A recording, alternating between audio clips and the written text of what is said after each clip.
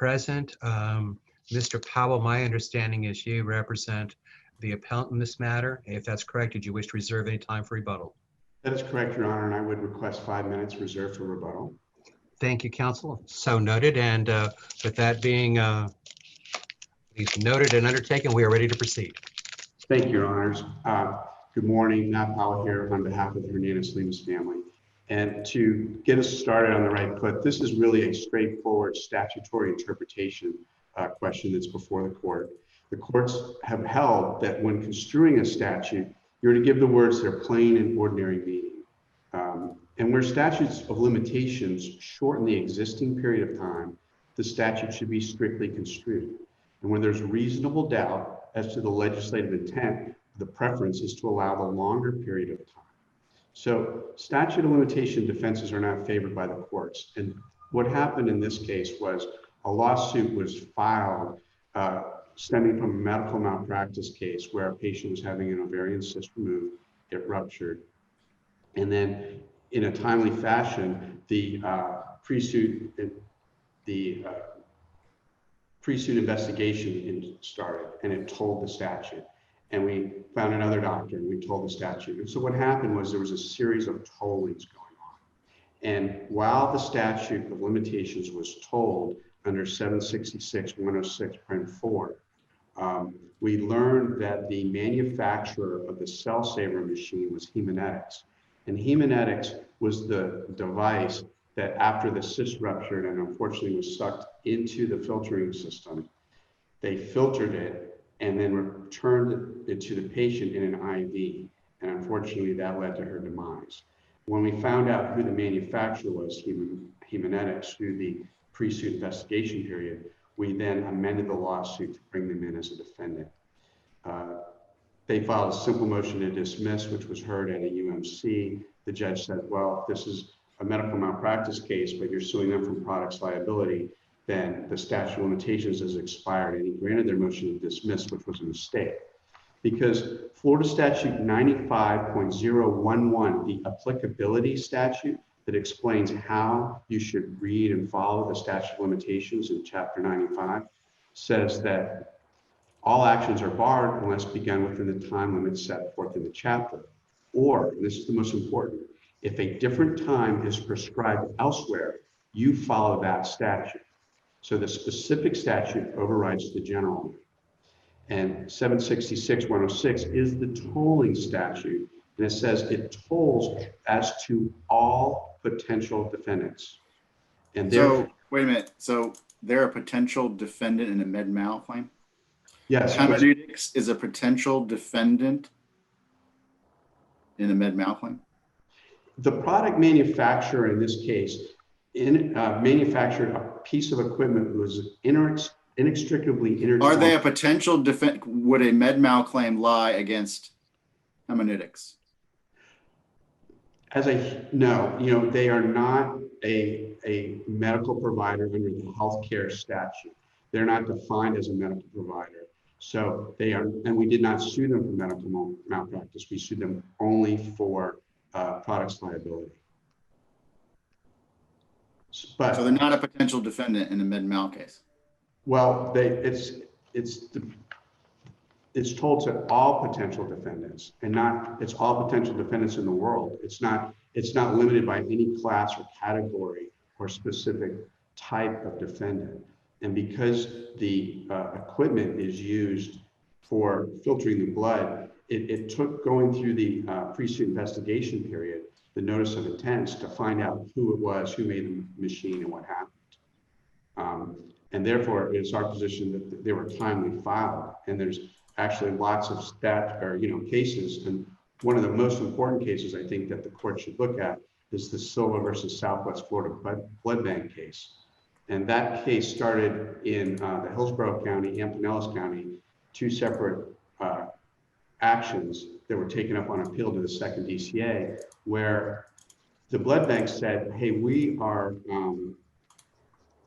provide medical services, and we're sorry that the blood that they got was tainted, but since you sued us after 2 years, we're not liable, we're excluded And so the judges dismissed the lawsuits and went up to the second DCA that affirmed it. And then the Supreme Court said, wait a second. They are not a healthcare defendant defined under the statute, so they're entitled to the 4-year statute and brought it back. This is a case of really first impression, where we are asking the courts to look at and strictly construe and read the statutes in pari materia so that the legislative intent of the statute is followed. Because there's no case that specifically excludes or says, hey, because you're a product manufacturer, you're safe. If you're a product manufacturer and it's part of a medical procedure, which this was, then you are really on the hook for the damages, and the statute of limitations should not bar your being a defendant in this case.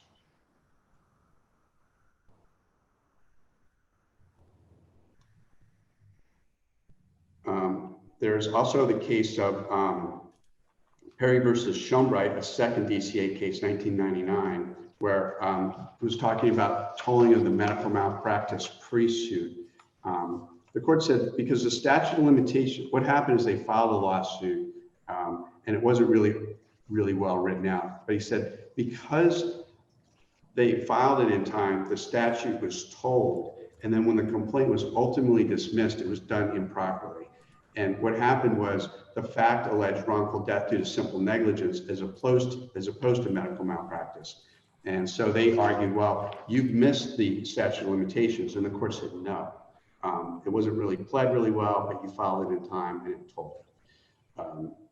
So those are very important cases that are important for the court to look at. And if the court really looks at 95011, and it says, or if a different statute applies, the 766 keeps it alive and allows the tolling procedures. They're relying on 95.11, paragraphs 3 and 4, which represent the statute of limitations for wrongful death. And therefore, we're saying, well, 766, we read it plainly on its face, says that it's told as to all potential defendants. And accordingly, we would ask your honors to reverse the court and tell them that the complaint should not have been dismissed because of the tolling procedures, and allow this case to be really heard on its merits and find out whether the product was defective or not. And I invite any questions from your honor. In looking at your, I think it's the Fifth Amendment complaint. Yes, sir. In the count for Haemononics, is this pled as an action for wrongful death? It is pled for an action. Yeah, well, the entire complaint is a wrongful death complaint, and that's where the very beginning part of the complaint is. And Haemonetics was added late, and that's why we had amended the complaint, because we learned from one defendant to another defendant, and we learned more and more about what happened in this case. So no, it is pled strictly as a wrongful death prox liability complaint. If Yes. the wrongful death statute of limitation, is that also 2 years? Yes, it is, your honor. Okay. And it's I our just want to make sure when I'm going through the various, that I've understood the complaint correctly and the argument correctly. And that's what I wanted to be sure. This was a wrongful death. So if it's not told, then this may be outside the statute of limitations, and the order was correct. If it was told, then your argument is it would still be okay. Correct, your honor, right. It is our position that it was told as to all defendants, all causes of action, and therefore we are within the statute of limitations. Normally, does not a medical malpractice action require some expert testimony regarding standard of care? Yes, and you know, Okay, so this is a machine that's being argued a lack of notice or duty to disclose. I'm trying to see how you would make, what you're saying is that the language of the medical malpractice statute that says against all defendant reaches out from that theory under that chapter and encompasses any defendant that you would bring into the lawsuit? Yes, sir, correct. So if somebody walked into the surgical proceeding and committed the intentional tort of battery, then the battery statute of limitations would run consistent with the medical malpractice statute's application.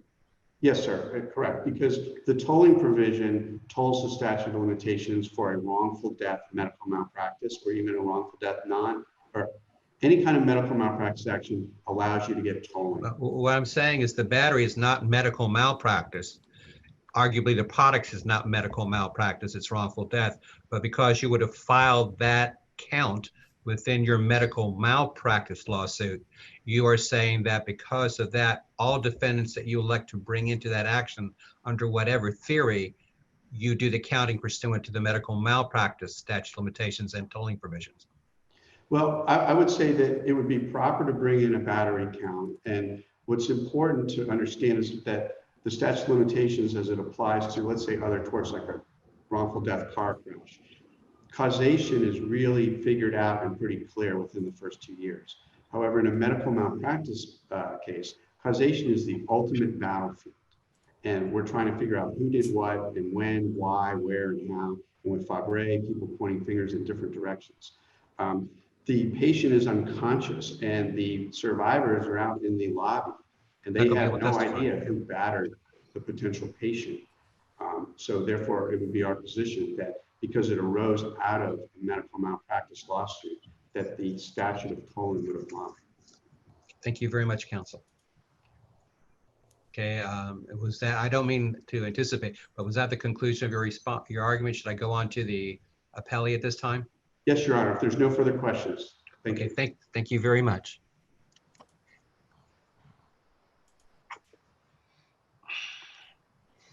Okay, Mr. Perkins, the floor would be yours, sir. May it please the court, I represent Hemanetics. The Medical Malpractice Act has no application to the wrongful death case that was brought against Hemanetics. The analysis is very straightforward and supported by the Florida Supreme Court.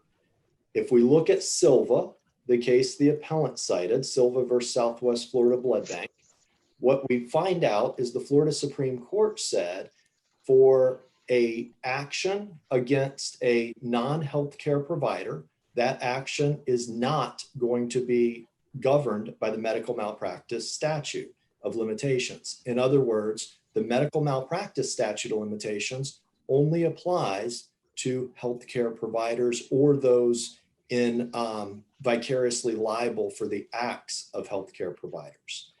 Then if we go to the Supreme Court's decision in Weinstock versus Groth, the Supreme Court said the pre-suit notice requirements of the Medical Malpractice Act do not apply to a non-healthcare provider.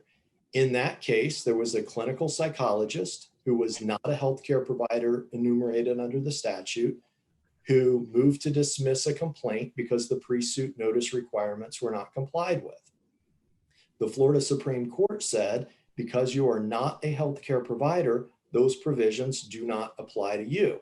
Now, interesting, in making that conclusion, the Florida Supreme Court had to interpret the term prospective defendant, because the clinical psychologist said, hey, I'm a prospective defendant entitled to notice. And the Supreme Court said the only logical explanation or only logical definition of that term, prospective defendant, would be a defendant subject to a medical malpractice claim, which would be a doctor, somebody enumerated under the statute or vicariously liable for their actions. Then we have the third DCA's opinion in Salazar versus Caleo. Now in Salazar, the third DCA said the term potential defendant is used synonymously with the term prospective defendant in the medical malpractice statute.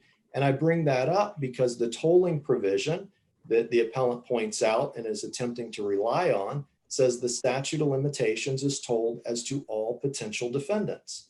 Well, if potential defendants is synonymous with prospective defendants, and the Florida Supreme Court said prospective defendants mean healthcare providers or those vicariously responsible for healthcare providers, then what we find out is this tolling provision would not apply to Hemanetics.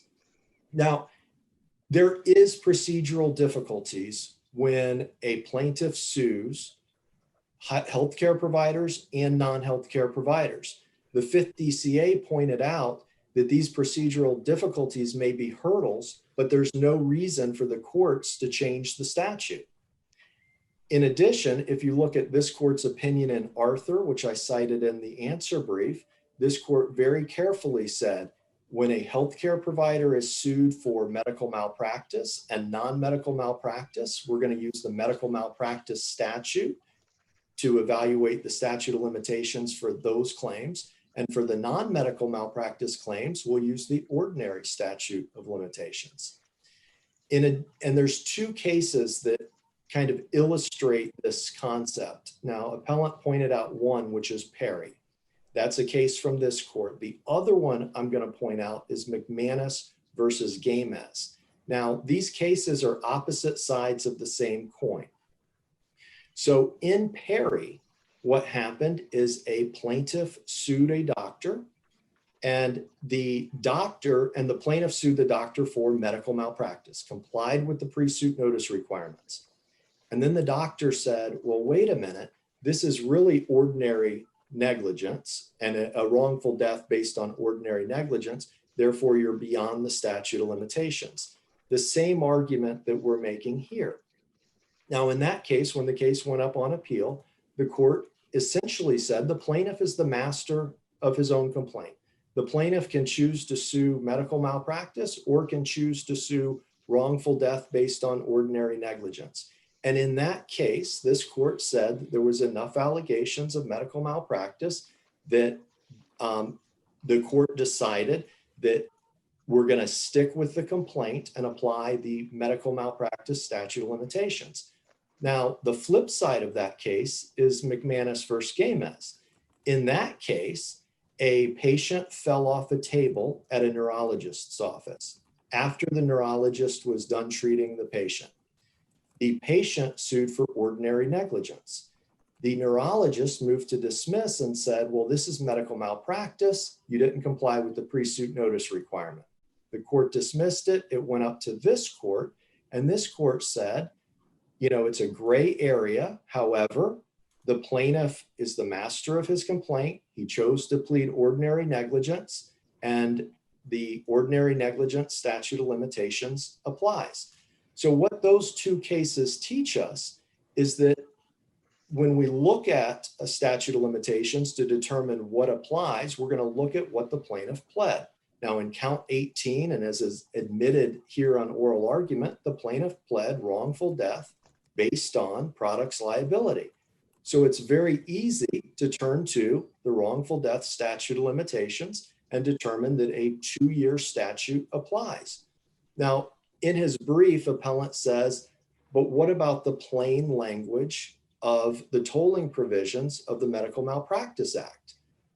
The problem with the plaintiff's argument is twofold. Number one, the act doesn't apply, but if you read the plain language in context, which the court must do, in context, it applies to medical malpractice claims. The second problem with the appellant's argument is when you look at the reasons that we have the tolling provision, because Judge Castro,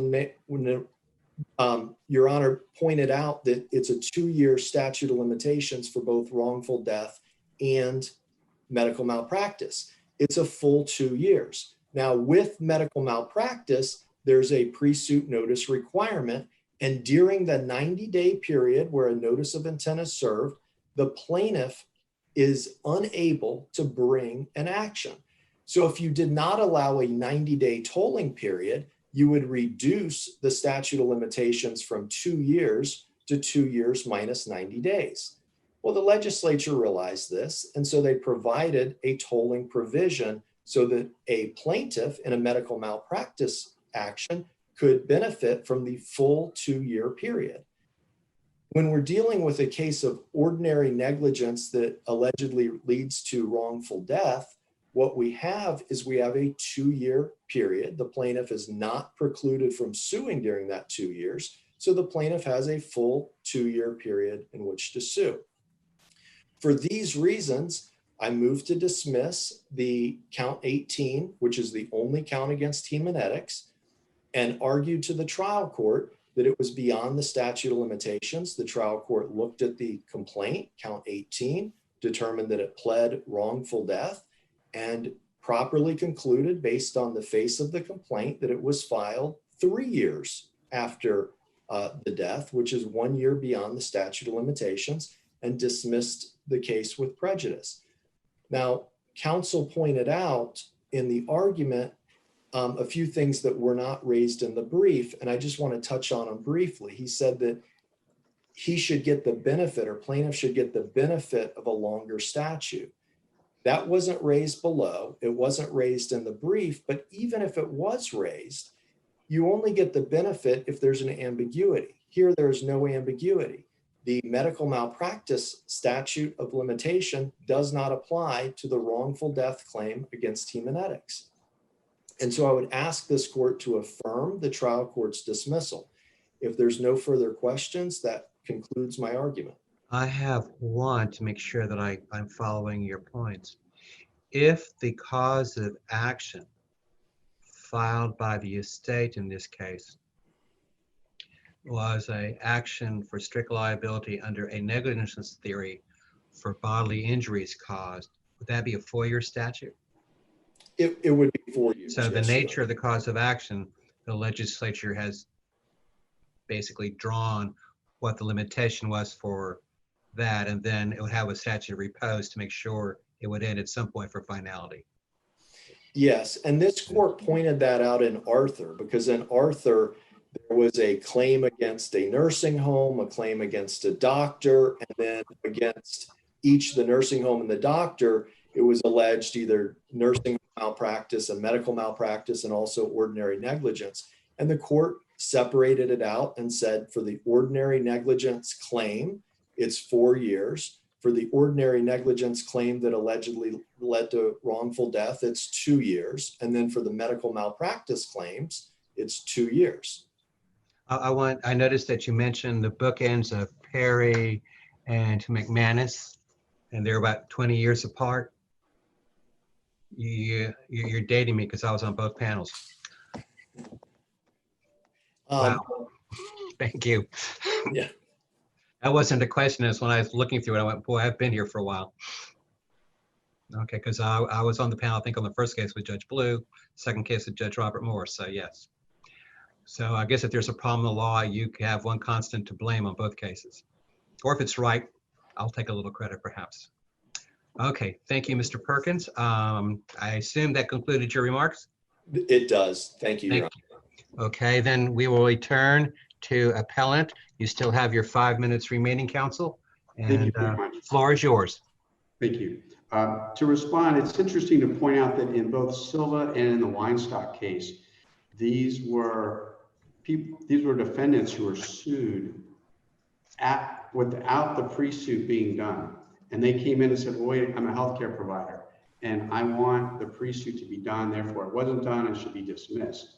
This is not the facts of this case. The facts of this case is that what's important is you can only pre-suit against healthcare providers that are described and defined by the statute under, I think it's chapter 766. Haemonetics does not fall under that. Neither does a psychologist or a pharmacy or some other specialties. But in our situation, it is a medical malpractice case. And we had to go through the pre-suit investigation to learn who all the people were. You know, the patient really just knows that they're going to a hospital, HCA, Tampa Community Hospital, and who their surgeon is. And they don't know who their anesthesiologist is or who the scrub techs are or who the cell saver operator is or what machine they're using. And it was through the pre-suit discovery process and a matter of fairness that we were able to determine that Haemonetics was the manufacturer of the filter that failed to filter the cyst out of the blood, causing the patient to die. And I would like to kind of tangentially bring up, it's sort of like the discovery rule. It's as the plaintiff is discovering this through pre-suit, that's how they figure this out. So it's important for this court to keep in mind that the statutory interpretation is very clear. And the legislature meant what it said when they said in 95.011, the applicability. If there is another statute, then that specific must be followed. And that applies. Pardon? Isn't that the language? If there is another, or if a different time is Is prescribed elsewhere. Okay. yes, you follow that statute. And that takes us to 766-106, which is What's prescribed for what, of course, is why we're here. well, what's interesting in the Perry versus Schombright case, it's very interesting. It was a motion to dismiss, and that's when we talked about where the client chose their cause of action, and because they chose a medical malpractice, it survived. Let me find the quote that I wanted to share with you. You don't have to pre-suit non-medical providers. And I believe it was, no blind segments. Okay, Salazar. It says all likely defendants. And I would suggest that a likely defendant is someone who's providing healthcare, either services or equipment, or the machine that's used to filter the blood. And in this situation, Haemonetics is clearly within the range of people providing medical services, even though they're not a defined healthcare provider. I mean, they are an inventor and a seller of a cell saver machine that only can be purchased by hospitals, only used in hospitals, designed to filter blood. And when it didn't filter the blood properly, it caused the death of the patient. So, I would ask, what other questions does the court have? This case is one in which the statute of limitations, by following the strict construction of statutory construction, should not have been dismissed.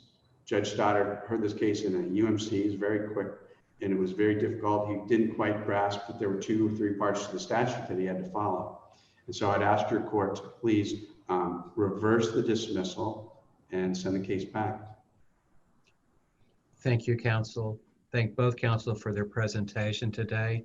We'll let you return to the other area, so whatever it is called. Please stay safe, and thank you. Thank you. We will call the next matter, which is Gaffney